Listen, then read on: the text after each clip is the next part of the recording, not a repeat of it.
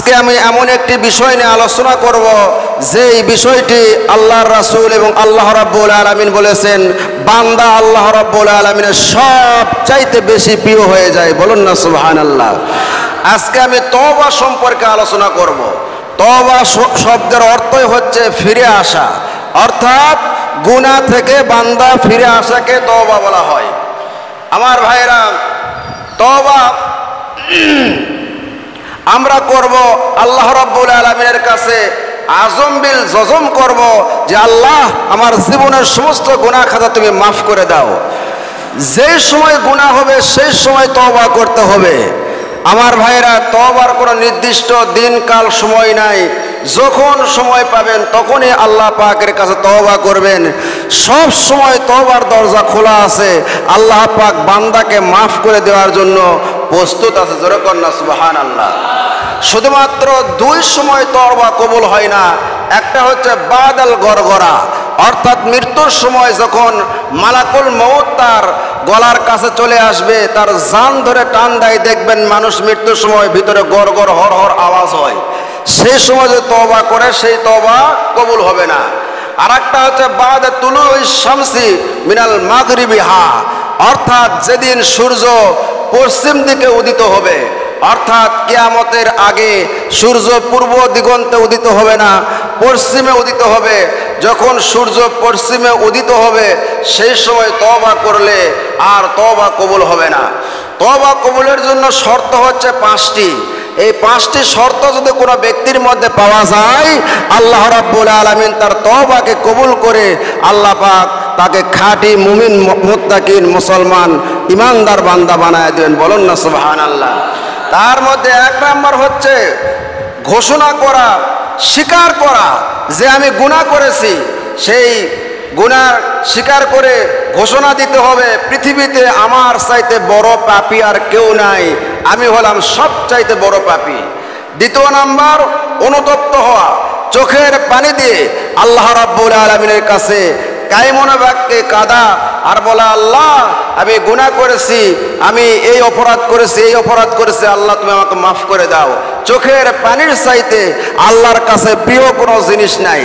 আল্লাহর কাছে কাঁদতে হবে, মাপ চাইতে হবে। তবে এইরকম না যে সকালে সুদ খায়া বিকালে মাপ চায়া, পরের দিন গিয়ে আবার সুদ খাবে আবার মাপ চাবে, ঘুষ খাওয়ার পর মাপ চাবে আবার করবে, জিনা করার পরে মাপ চাবে আবার করবে, এটা হবে না। যে পাপ করতেছিলেন সেটা বন্ধ করতে হবে। যেই পাপটা করার কারণে আপনি তওবা করতেছেন সেই পাপটা কি করতে হবে? বন্ধ করতে হবে। 4 নাম্বার, যেই পাপ করেছেন মন থেকে সেটা ঘৃণা করতে হবে যে আল্লাহ এই যে অপরাধ করেছি, এই পাপ করেছি, এটা আর জীবনে কোনোদিন করব না। 5 নাম্বার, আল্লাহকে ওয়াদা দেওয়া যে এই পাপ জীবনে আর করব না। আল্লাহ পাকের কাছে ওয়াদাবদ্ধ হতে হবে যে আল্লাহ এই যে আমি এই পাপ করেছি, এই পাপ আর জীবনে করব না। এই 5টি বিষয় যদি কোনো ব্যক্তির মধ্যে পাওয়া যায়, সে ব্যক্তি যদি তওবা করে আল্লাহ রাব্বুল আলামিন তার তওবাকে কবুল করে ইমানদার বান্দা বানায় দেন। বলুন না সুবহানাল্লাহ। আমার ভাইরা, যদি তওবা কবুল হয়ে যায় আল্লাহ পাক তাকে 5টা পুরস্কারে পুরস্কৃত করবেন। কয়টা বাবা? 5টা। তওবা করার জন্য নির্দিষ্ট কোনো সময় নাই, কাল নাই, দিন নাই। আপনি গুনাহ করেছেন, আপনাকে তওবা করতে হবে, কিন্তু আমরা বুঝি না।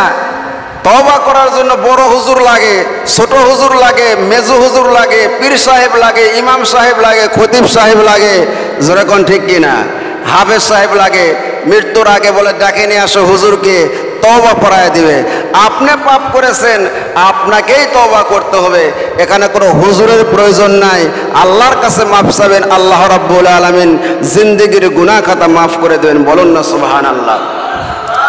তওবা যদি আপনি করতে পারেন, আল্লাহর রাব্বুল আলামিন নবী বিশ্বনবী জনাব মুহাম্মদুর রাসূলুল্লাহ সাল্লাল্লাহু আলাইহি সাল্লাম বলেছেন, সব সময় যে ইস্তেগফারের সাথে লেগে থাকবে আল্লাহ তাকে 5টি পুরস্কারে পুরস্কৃত করবেন। বলুন না সুবহানাল্লাহ।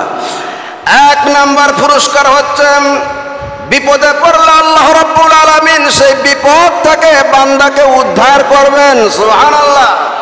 2 নাম্বার, যে কোনো ধরনের টেনশন আল্লাহ রাব্বুল আলামিন দূর করে দিবেন। 3 নাম্বার, ওয়ারযুকুহু মিন হাইসু লা ইয়াহতাসিব, এমন জায়গা ওয়ারযুকুহু মিন হাইসু লা ইয়াহতাসিব, এমন জায়গায় থেকে আল্লাহ রাব্বুল আলামিন রিজিক দিবেন আপনি তা কল্পনাও করতে পারবেন না।